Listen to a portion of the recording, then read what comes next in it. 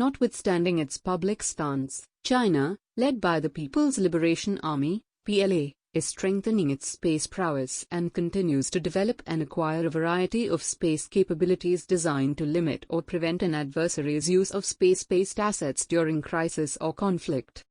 The PLA continues to acquire and develop technologies including kinetic kill missiles, ground-based lasers, and orbiting space robots, as well as expanding space surveillance capabilities which can monitor objects in space within their field of view and enable actions, a 200-page annual report to the U.S. Congress prepared by the Department of Defense revealed. China is developing electronic warfare capabilities such as satellite jammers, offensive cyber capabilities and directed energy weapons. When the findings of the report are juxtaposed with India's own capabilities, the latter appears to be lagging behind, both economically and militarily, even as ISRO and DRDO are both working towards enhancing strategic capabilities, including laser weapons. For instance, by the end of 2018, China had a reconnaissance and remote sensing fleet consisting of more than 120 satellites designed to collect data for civil, commercial, or military owners as well as operators, and PLA owns half of this.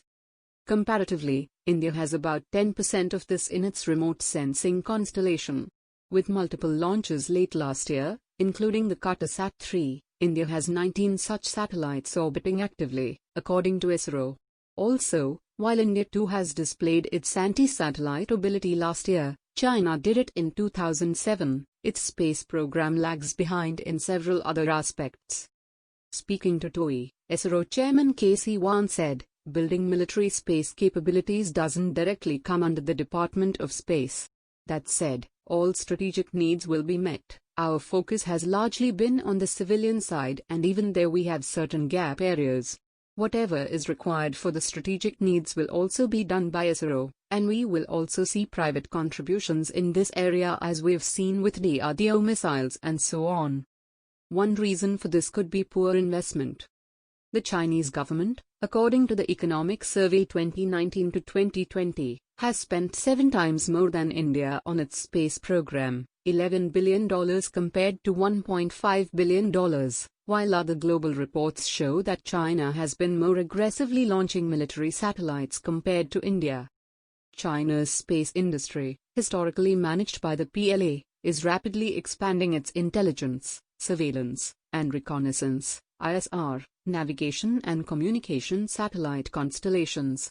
The PLA Strategic Support Forces, SSF, strategic space, cyber, and psychological warfare capabilities and missions are not bound by geographic constraints and can be used independently or to enable and support PLA global power projection operations. ASAT and more.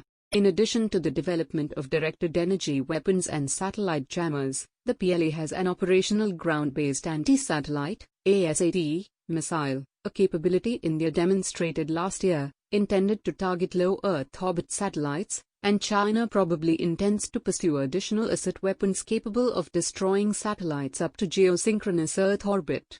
Although the PRC has not publicly acknowledged the existence of any new programs since ASAT in 2007, the PLA's defense academics often publish on counter-space threat technologies. These scholars stress the necessity of destroying, damaging, and interfering with the enemy's reconnaissance and communications satellites, suggesting that such systems, as well as navigation and early warning satellites, could be among the targets of attacks designed to blind and deafen the enemy. The report reads,